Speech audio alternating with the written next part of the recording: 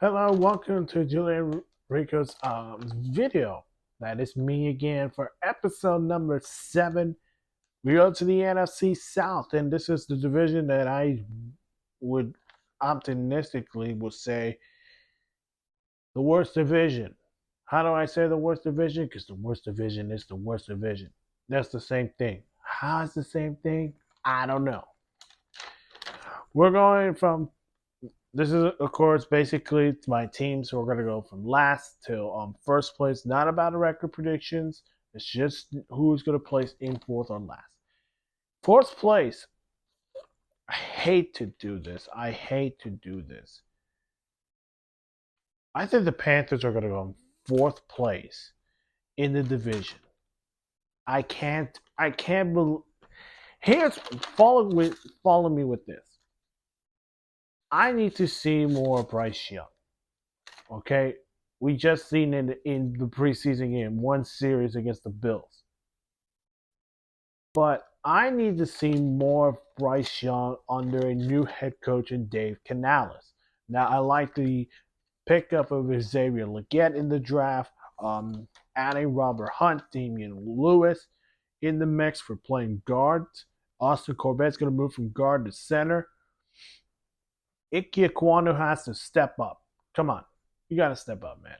Running backs, Chuba Hubbard, Miles Sanders, Jonathan Brooks. We're expecting those guys to be a great duo. Of course, Jonathan Brooks is going to be out for at least 4 games. So that's a big loss right there.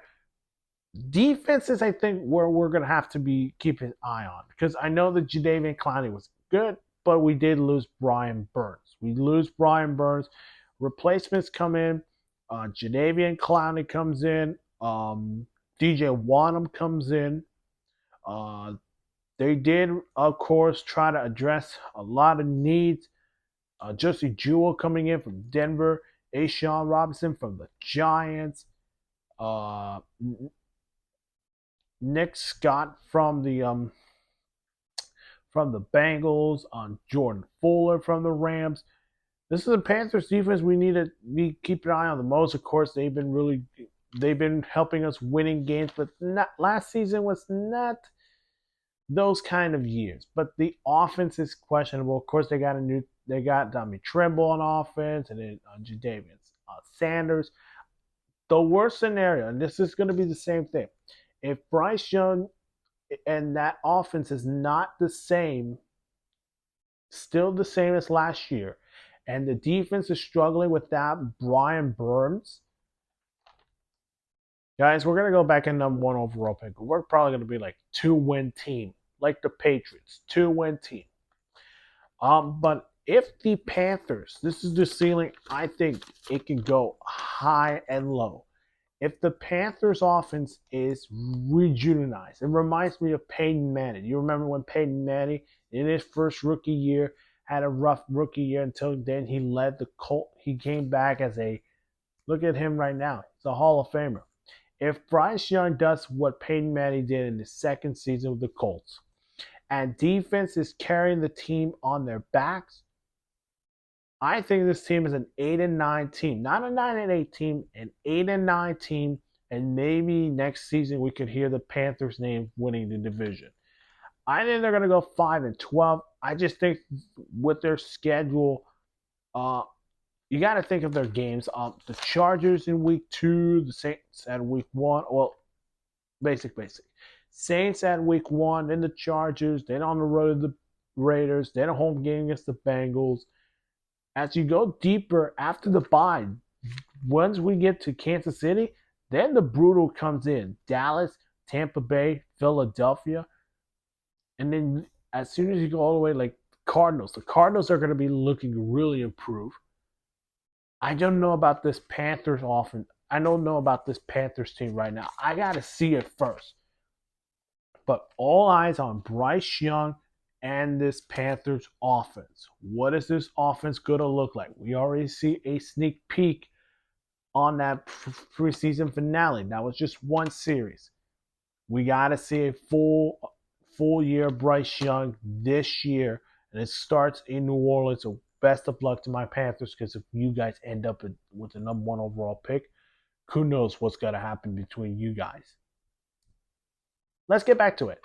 In third place, I think the Saints are going to be a little question. I think people will think the Saints could go in last place and then Dennis Allen gets fired.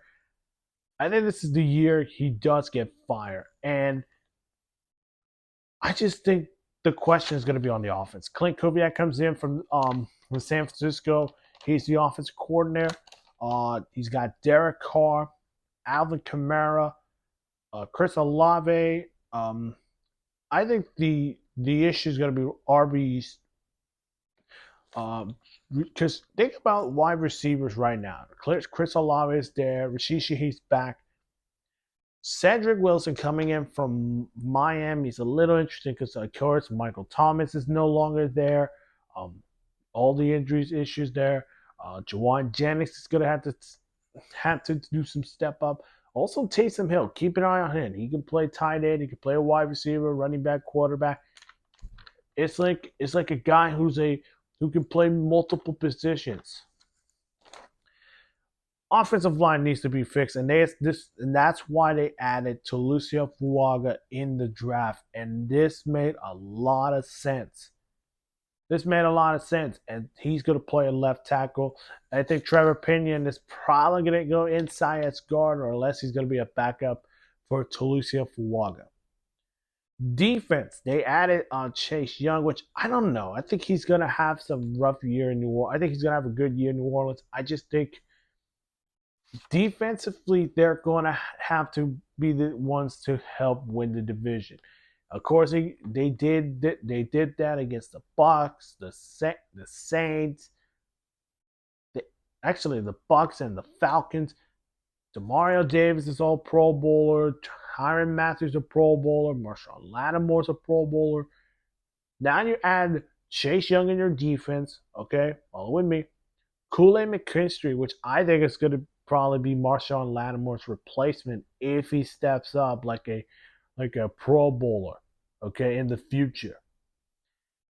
This defense is going to be really that good, and you never know what this Saints defense is going to be. I'm not worried about their defense. I think I'm worried about their offense. Again, like Carolina, defense is going to help them win games, but offensively, it's question marks, and that's where I am. That's where I'm leaning with the Saints. Worst scenario, if the Saints offense is not clicking and the defense is getting multiple injuries, this is I will say a 5-win team, and then Dennis Allen's out of the bag, and then they're going to have to find a new head coach. The best scenario, and this could be a possibility, if Derek Carr can go back to his form, normally like a Pro Bowler, Chris Olave is a 1,000-yard receiver, and injuries do not, and everyone like Chase Young, he's back as his rookie year. Marshawn Lattimore, Pro Bowler. Kool-Aid McKinstry could be an underdog defensive player of the year. Cam Jordan could be maybe someone who can win defensive player of the year. I think this team could be an 8-9 team. Again, like the Panthers. Questions on offense. I think they could be an 8-9 team this year, but I got them 6-11. I think the questions on Derek Carr and that new offense with Clint Kubiak calling the plays, but I think Dennis Allen's under pressure for this coaching job. So yeah, Saints, third place, 6-11. All right, now to the division. I'm so tired of we get back to back to back and then back again. What's the point with that? We're crowning a new NFC South champion, and it's the Buccaneers are going to go in second place. And we'll get to the Falcons for a little. And here's the why the Buccaneers.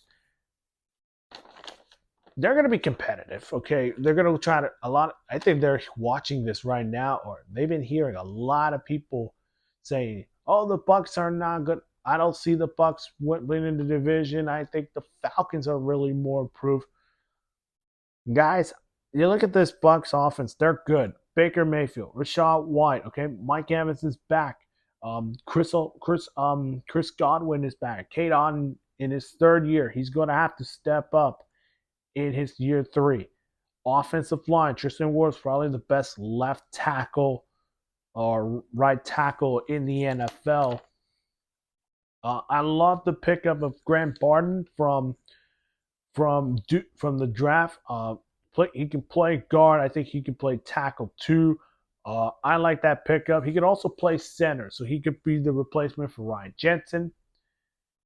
Defense is where I think the reason why they're going to go in second place. Of course, you lose Shaq Barrett. Devin White is gone. Carlton Davis is gone. That's a huge loss on their defense. But you still have guys like Yaya Dibali, Vita Veda, Levante David, Jamel D, and they did bring back Jordan Whitehead, which that's a really interesting piece because their young safety, Antoine Whitfield's a Pro Bowler, and he's out having a great career in Tampa Bay. My question is, can the Bucs offense be the same under Liam Cohen? Now, Liam Cohen is now the new offensive coordinator, and there's a lot of questions on that Bucs offense. Of course, Baker Mayfield's back. Do I care? Not much. It's the same thing like Derek Carr. He needs to show up. He did it last year, but this is his second year, and you're looking at this new Bucs offense. What is this offense still going to look like in Liam Cohen? So now let's snap a finger of worst scenario. Worst scenario. If Baker goes to a rough year, okay, injuries are affecting the defense, and you could expect maybe defensive calls are going to be switching back and forth, like Todd Bowles calling defense, someone else is calling defense. It's going to be an 8-9 team, and I'm not putting it lower to 7 wins because they're still going to be contending for that NFC South Division.